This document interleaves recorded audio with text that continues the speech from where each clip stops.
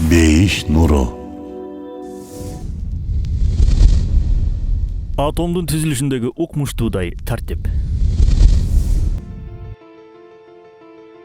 Аба, суу, тоо таш, жан жаныбар, өсүмдүк дене боюбуз, олтурган отургучубуз, кыскасы, эң кичинекейинен эң чоңуна чейинки бүткүл нерселер атомдордон куралган. Атомдор бул аябай кичинекей бөлүкчөлөр. Аларды эң күчтүү микроскоп менен да так даана көрүү мүмкүн эмес. Атомду эң кичинекей бөлүкчө дедик. Анын кичинелигин билүү үчүн бир мисал берели. Маселен, колубузга ачкыч алалы. Анан ичиндеги атомдорду көргөнгө аракет кылалы. Көрө алабызбы? Жок, албетте, көрө албайбыз. Көрө алышыбыз үчүн колубуздагы ачкычты дүйнөчөлүк кылып чоңойтуп алышыбыз керек.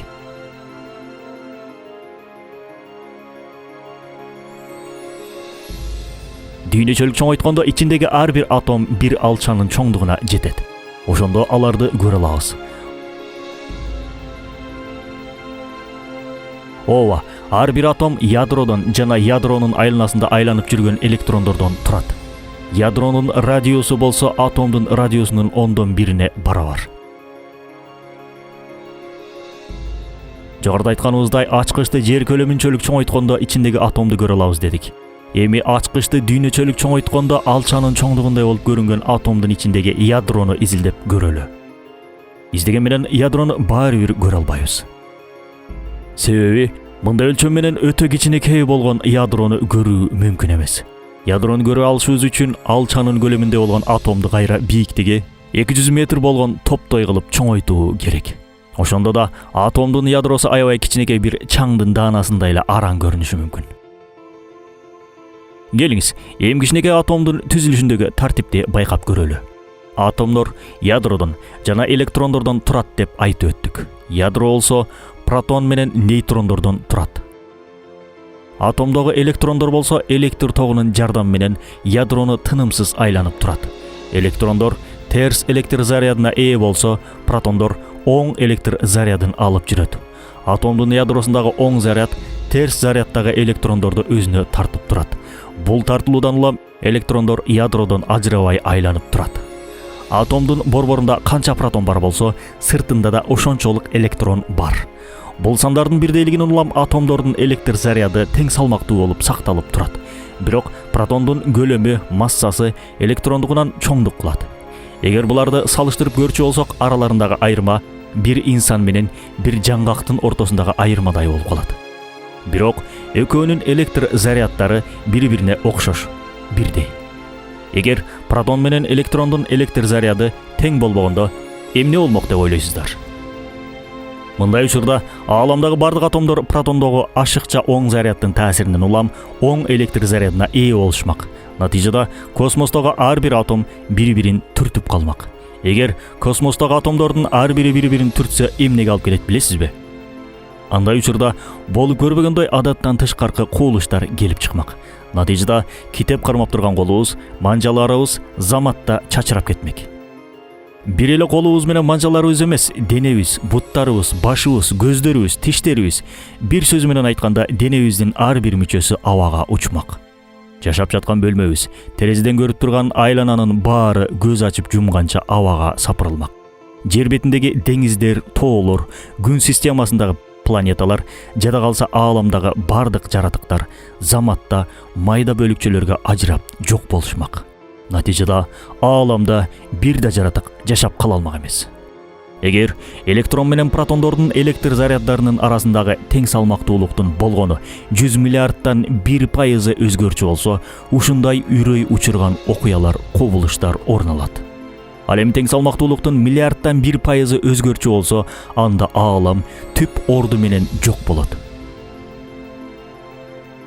Бул дегени аалам жана андагы жаратыктардын бар болуусу мына ушундай кылдат тартипке көз каранды экендигин билдирет. Демек, ааламдагы макулуктар, айтор бардык нерсе кичинекей бир атомго көз каранды. Башкача айтканда, анын бар болуусуна көз каранды. Ансыз бир да жаратыктын, бир да заттын бар болуусун элестетүү мүмкүн эмес. Албетте, бул акыл жеткис деңгээлдеги тартип, тактык аркылуу Аллах Тааланын чебер болгонун, тартипке салып мыйзамга баш ийдирип турганын көрө алабыз. Аллах Фуркан сүрөсүнүн 2-аятында: Ал асмандардын жана жердин падышасы, өзүнө бала тутпаган, мүлкүндө шерик болбогон жана ар бир нерсени эң назик ченем өлчөм менен жараткан зат. Жогоруда эгер электрон менен протондун электр заряддарынын арасындагы тең салмактуулук болгону 100 миллиардтан 1% өзгөрчү болсо аалам чачырап кетмек дедик. Аятта ачык эле ар бир нерсени эң назик ченем өлчөм менен жараткан зат деп айтууда. Бул аяттын көптөгөн маанилери бар. Бир маанисиде ушул атом, нейтрон, протондорго караган тарабы. Башка айтканда, кыргызча ар бир нерсени эң назик ченем өлчөм менен жараткан деген мааниге келген. Тактир деген сөз менен эле микро ааламдагы эбегейсиз тартипти, тактыкты айтып коюуда. А'ла сүрөсүнүн 2-3 аяттарында болсо Аллах мындай дейт: Ал бүт ааламдарды жараткан жана тең салмактуу кылган зат.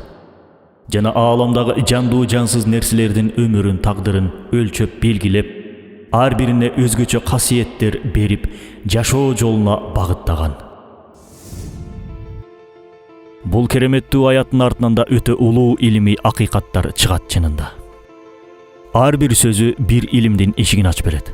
А биздин темабызга тиешелүү болгон жагы болсо тең салмактуу кылган, өлчөп белгилеп деген маанидеги аяттар.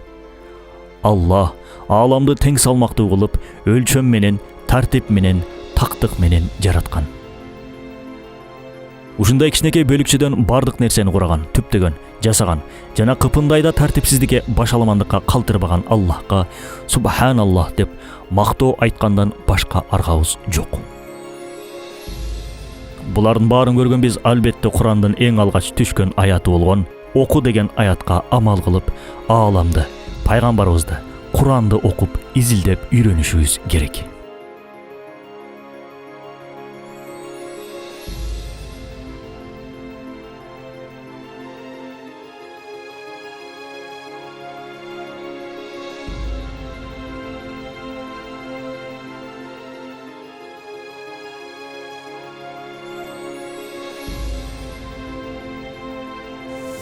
Kurandın Risale-i Nur аттуу тафсиринен алынды.